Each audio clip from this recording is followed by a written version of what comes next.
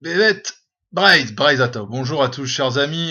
Aujourd'hui dans cette vidéo je voulais tenir un petit propos libre, un petit peu aussi en réaction à la performance, disons, ou à la sous-performance de François Hollande à la télévision hier.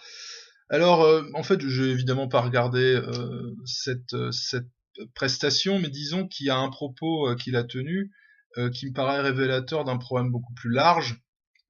Et en fait, je veux faire référence au cas du prédicateur salafiste de Brest, Rachid Abou Oudeifa, de son vrai nom Rachid El-Jay, qui, pour ceux qui ne le connaissent pas, a quand même s'est distingué ces derniers mois par ses déclarations tonitruantes, entre autres celle sur le viol des femmes, dans lequel, en fait, enfin, durant un prêche où il explique que les femmes qui sont violées, en fait, sont responsables de leur propre viol parce que si elles sortent non voilées, en fait, elles excitent les autres hommes, moyennant quoi, si viol il y a, c'est de leur propre fait. Ou une autre déclaration qui, celle-là, est plus connue, c'est évidemment en présence d'enfants, toujours dans sa mosquée, où il explique que si ces enfants écoutent de la musique en lieu et place du Coran, eh bien ils seront transformés, je cite, en singes ou en porcs.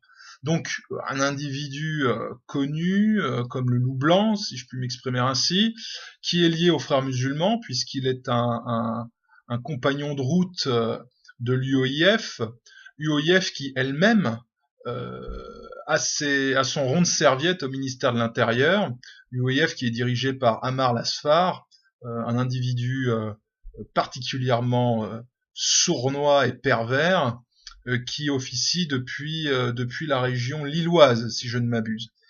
Et ce monsieur, comme son organisation, soutenue par des États étrangers qui financent le terrorisme international, comme le Qatar, eh bien, a accès libre au ministère de l'Intérieur et à Bernard Cazeneuve.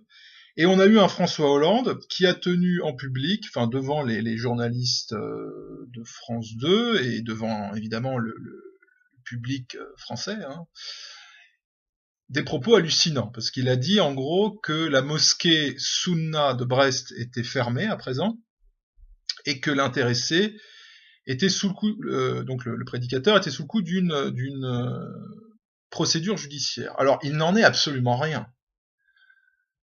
Non seulement le prédicateur continue d'officier à Brest, mais encore il va ouvrir une école coranique au mois de juin, avec l'appui de la mairie socialiste de Brest et de son maire François Cuyandre. Et pas uniquement, mais aussi avec l'appui du ministère de la Justice, puisque on a reconnu comme parfaitement légitime et légal l'ouverture de cette école coranique. Et ceci au mois de décembre, juste un mois après les attentats du Bataclan. Au même moment, on nous disait que Bernard Cazeneuve nous disait qu'il allait lutter contre les prêcheurs de haine, comme il dit, les imams radicaux, etc. Bon, écoutez, c'est une fiction, c'est une farce. Le ministère de l'Intérieur, les services de renseignement sont intégralement liés aux frères musulmans. Ils les protègent. Donc c'est pas la peine de chercher midi à 14h, il y a une alliance de facto.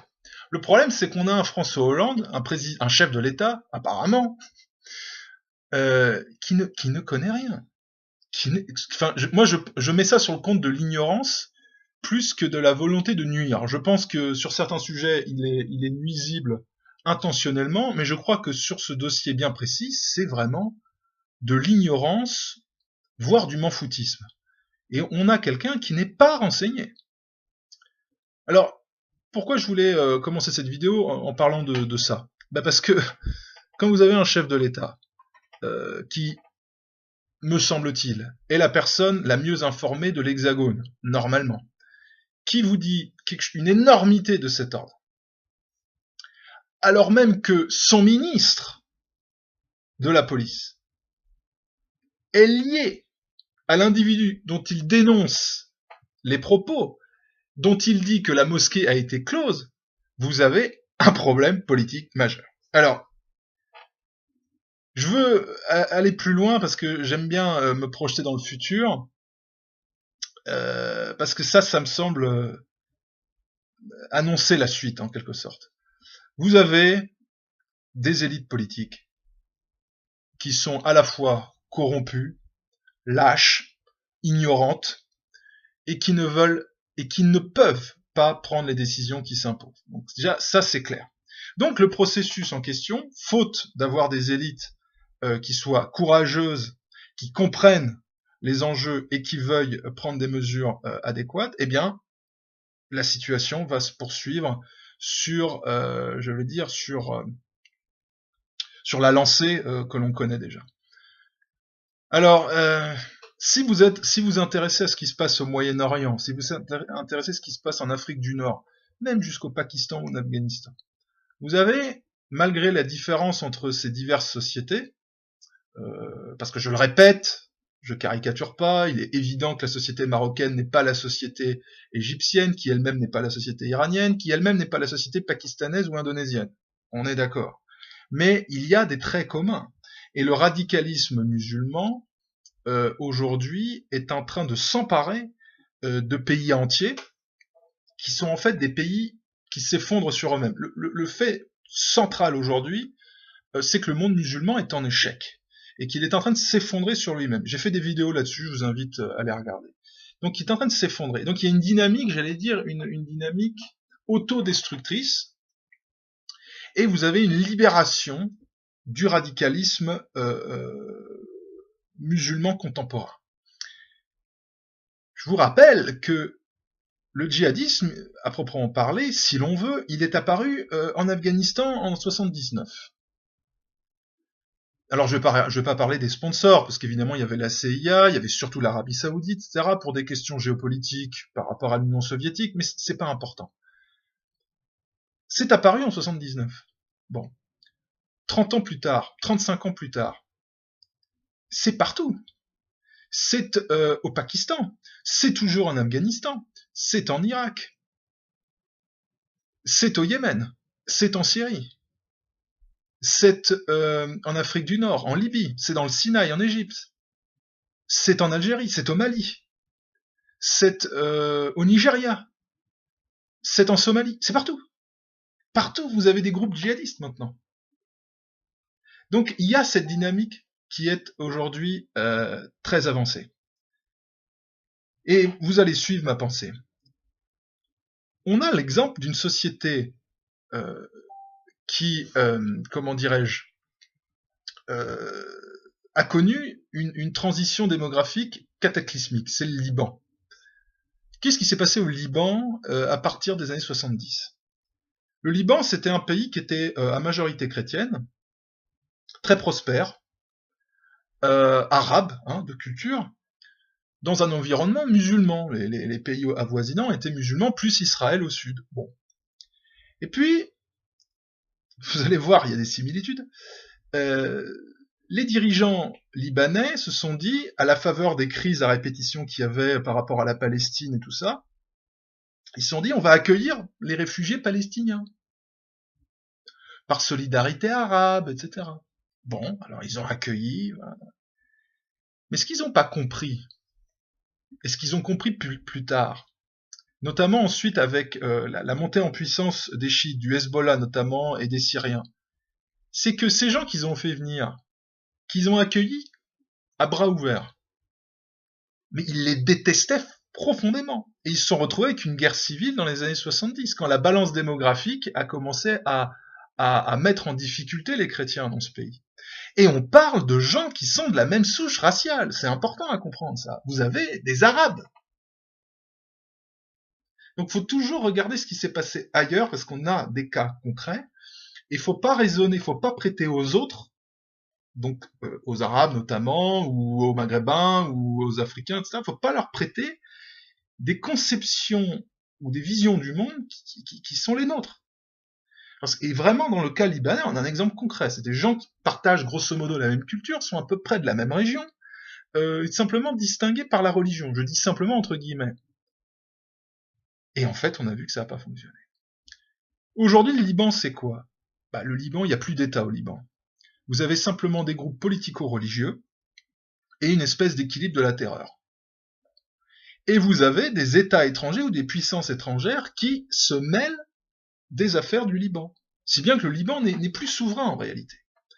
Et donc vous avez d'un côté les radicaux chiites du Hezbollah qui sont soutenus par l'Iran, mais vous avez les Saoudiens qui essayent aussi de soutenir l'émergence d'une forme de radicalisme sunnite, etc. Donc ce n'est plus un pays. Et ce qui va se passer en France, c'est ce qui se passe en Syrie maintenant, parce que la Syrie non plus n'est plus un État souverain à proprement parler, puisque vous avez des puissances étrangères qui se mêlent. La Russie d'un côté qui défend Bachar al-Assad, mais vous avez les Saoudiens, les Turcs, et quantité d'autres pays qui soutiennent des groupes religieux radicaux, ou des groupes nationaux comme les Kurdes, qui sont plus dans une lutte d'émancipation nationale à proprement parler. Donc on voit cet effondrement des États, l'émergence de groupes ethniques ou religieux, la plupart du temps les deux, qui ensuite se radicalisent et qui se confrontent les uns les autres. Et sur ces entrefaites, des puissances qui veulent avancer leurs pions et leurs intérêts, finances, armes, etc. En France, et en Europe de l'Ouest en général, mais en France en particulier, vous avez une élite politique qui est inculte, qui se fiche totalement des exemples qui sont en face de nous, récents ou plus anciens, et c'est une gestion à courte vue. Et le cas de Hollande, vraiment, est révélateur à cet égard. Et donc, ce que je veux dire ici, c'est que ce que vous avez en germe en France, c'est pas un Liban, c'est un méga Liban, qui est en gestation maintenant, sous vos yeux. Et si vous vous intéressez au conflit syrien, vous regardez, c'est un conflit qui est très complexe, puisque il y a des zones géographiques et des sous-zones géographiques, avec des amalgames de groupes qui sont à la fois opposés, qui coopèrent contre d'autres groupes qui sont eux-mêmes opposés, qui coopèrent. C'est extrêmement mouvant, très complexe, on n'y comprend pratiquement plus rien. C'est des combinaisons pratiquement ville par ville. Et c'est ce qui se traduit par une anarchie de facto. Et ça, en France, c'est ce qui est en train de se mettre en place. C'est ce qui est en train de se mettre en place. Et moi, c'est là où je voulais en venir. Des États en faillite comme ça, on n'a pas encore ça en France ou en Belgique. Pas encore. Mais ce que vous avez, en revanche, c'est des communes en faillite, des quartiers en faillite, parfois des départements sur le bord de la faillite, qui vont créer les conditions, justement, qui vont permettre l'émergence de ces groupes politico-religieux financés depuis l'extérieur. C'est ça qui est en train de se préparer. Et vous allez avoir des groupes qui sont des groupes locaux, comme au Liban. Le Hezbollah, c'est quelque chose de local, c'est des gens qui vivent sur place, c'est la population locale, chiite, quoi. Donc c'est des gens du cru, en quelque sorte, entre guillemets, mais qui sont soutenus par des gens de l'extérieur. Et de la même façon, en Syrie, vous avez, bien sûr, il y a des volontaires étrangers, mais il n'y a pas que ça. Et en France, vous allez avoir des gens du cru, comme on voit d'ailleurs actuellement en Belgique, vous savez, avec le Bataclan, etc. Vous avez des gens qui sont venus de l'extérieur, mais vous avez des gens qui sont soit de Belgique, ils sont de la région du Grand... Enfin, quand je dis la région, évidemment, c'est au sens large, c'est-à-dire que nord de la France, Belgique, ils évoluent là, à peu près, dans cette zone. Et c'est des gens qui sont d'ici, mais qui ont bénéficié d'un soutien. Alors on va se dire, oui, mais bon, c'est des groupes, c'est temporaire, etc. Non, c'est pas temporaire. C'est le début de l'émergence de groupes politico-religieux et militaires qui vont vouloir gérer au début des quartiers, ensuite une ville, et qui feront du chantage directement, et qui font du chantage même déjà, sur les politiciens en place. C'est encore, ils fonctionnent encore sur la base des autorités en place, donc ils font pression. Mais au bout d'un moment, ils vont carrément prendre le pouvoir. Ils vont dire, et moi j'ai le cas à Brest, je fais le lien, avec l'entourage de l'imam Salafi, ils vont carrément aller dans la mairie annexe, oui, parce qu'eux ils l'ont fait à Brest, dans la mairie annexe du quartier où ils officient, et ils disent, maintenant, nous, on veut ça, ça, ça et ça, vous allez nommer telle personne à telle place, telle personne à telle place. Et ce qu'ils ont fait, c'est qu'ils ont menacé physiquement le maire du secteur. Le maire adjoint, quoi. Qui pourtant est d'origine maghrébine. Hein. Et ce qu'ils ont fait, c'est que les autorités ont capitulé. Ok. Donc c'est ça qui va se passer. Partout. Mais dans le futur, ce sera sous la menace des Kalachnikov. Avec des menaces à très haut niveau. Ils diront, ah ouais, vous voulez pas nous donner ça dans tel département, vous voulez pas nommer tel... Ok, très bien, voilà. Bah vous aurez une vague d'attentats pendant 3 mois. Voilà. Ah, évidemment, les autorités seront paniquées, diront qu'est-ce qu'on fait, etc. Bah, comme ils pourront pas stopper le phénomène, parce que ça sera pas des petits groupes isolés, ils seront cachés dans la population, comme à Molenbeek. Ils ont du soutien, ils ont le soutien de la population musulmane. Ne vous mentez pas, et surtout chez les jeunes. C'est des héros, les mecs. Regardez dans les banlieues, quand les mecs ils crament, regardez quand ils cassent tout, les types.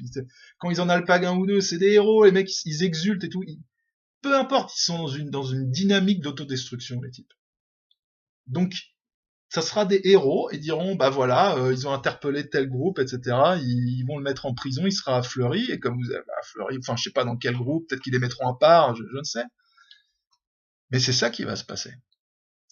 Et nous, dans notre tête occidentale, je dis nous entre guillemets, on se dit, bah non, on va pas se lancer dans des entreprises pareilles, on peut prendre 30 ans de prison, c'est pas possible, je vais pas gâcher ma vie pour ça. Mais prenez la bande de Gaza, c'est la même chose la bande de Gaza. La bande de Gaza, c'est pareil, vous avez le Hamas, organisation politico-religieuse et militaire, bah vous avez des mecs qui sont candidats au suicide. Alors s'il y en a qui sont candidats au suicide, on peut s'estimer que il y aura sûrement des candidats à 10 ans de prison, ça leur fera pas peur. Hein. Et en plus, c'est à la condition qu'on les attrape.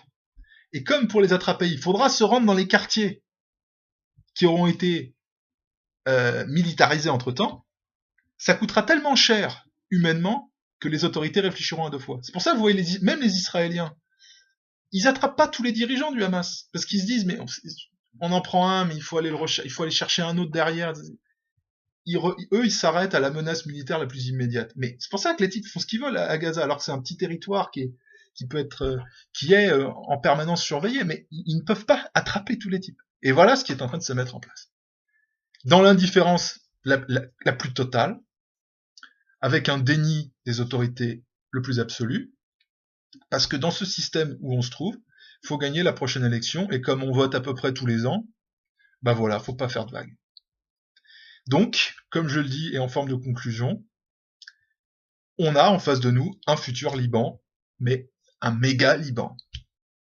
À bientôt pour une prochaine vidéo.